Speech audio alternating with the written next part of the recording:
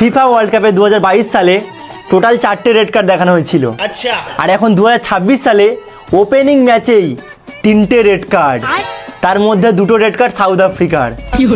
আর ভাই সাউথ আফ্রিকার এগুলো ফাউল ছিল ভাই, ডব্লিউ খেলছে মনে হয় এরা। আর এটা তো মোটেই ফাউল নয় ভাই, ডাইরেক্ট রেফারিকে অ্যাটেম্প টু মার্ডার কেস দেওয়া উচিত ছিল ভাই। ভাই মার্ডার করতে নেমেছে নাকি এরা, এগুলো foul, attempt to murder case দেওয়া উচিত ছিল ভাই। এদেরকে কেউ বোঝা ভাই, এটা ওয়ার্ল্ড কাপ নাকি ওয়ার্ল্ড ওয়ার চলছে। আর এদের এই গোটা টিমটা দেখে কার মনে হচ্ছে ভাই এটা প্লেয়ার? এরা প্লেয়ার কম ভাই, গ্যাংস্টার মনে হচ্ছে, গ্যাংস্টার। এদেরকে এক্ষুনি থামাতে হবে, মানে direct attempt to murder case দিয়ে ঢুকিয়ে দাও জেলে, তা না হলে ভবিষ্যতে আরো খারাপ হবে।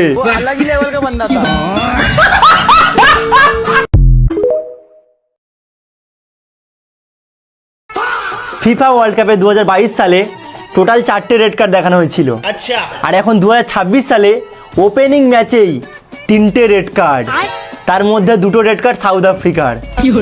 আর ভাই সাউথ আফ্রিকার এগুলো ফাউল ছিল ভাই, ডব্লিউ খেলছে মনে হয় এরা। আর এটা তো মোটেই ফাউল নয় ভাই, ডাইরেক্ট রেফারিকে অ্যাটেম্প টু মার্ডার কেস দেওয়া উচিত ছিল ভাই। ভাই মার্ডার করতে নেমেছে নাকি এরা, এগুলো foul, attempt to murder case দেওয়া উচিত ছিল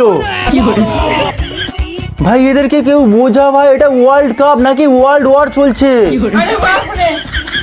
আর এদের এই গোটা টিমটা দেখে কার মনে হচ্ছে ভাই এটা প্লেয়ার? এরা প্লেয়ার কম ভাই, গ্যাংস্টার মনে হচ্ছে, গ্যাংস্টার।